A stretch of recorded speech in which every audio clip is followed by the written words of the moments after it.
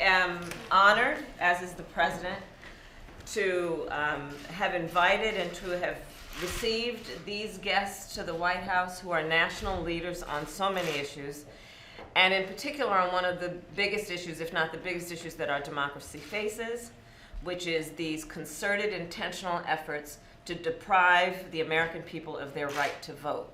I invited, along with the president, these leaders so that we could have a candid conversation, so that we could talk about who is being impacted, how they are being impacted, always with a context that is historical in nature, understanding that so much of this is not new and is going to require us to be tireless and committed and vigilant in fighting for all people's right to vote.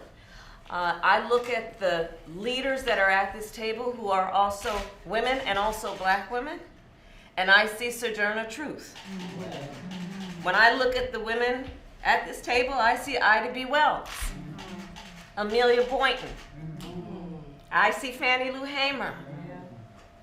I see Constance Baker Motley.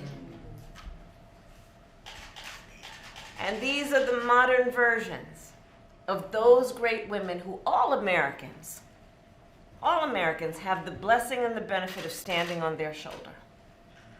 So this meeting has been a meeting and a discussion among leaders who are national leaders, who are American leaders, about what we must collectively as a nation do to stand up for our democracy.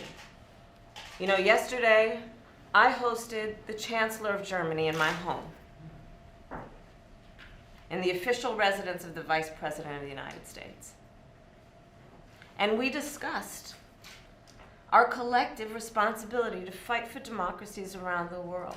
And in the context of that conversation, voting rights in America came up. Because this is not only an issue for us as Americans in terms of the ability to exercise our voice, our rightful voice in our democracy.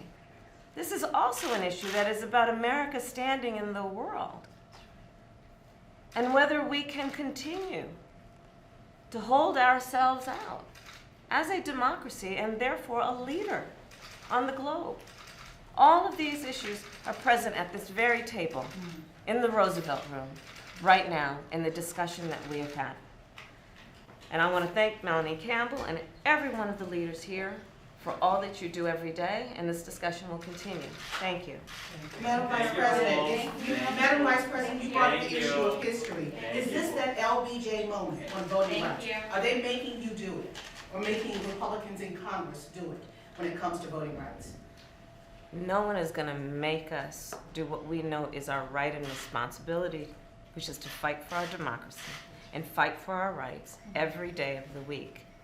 And this is, let's be clear, not about any one racial group or gender group. This is about all Americans. This is not an issue about Democrats versus Republicans. This is about Americans.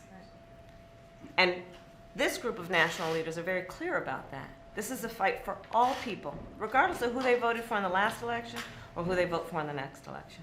Thank you.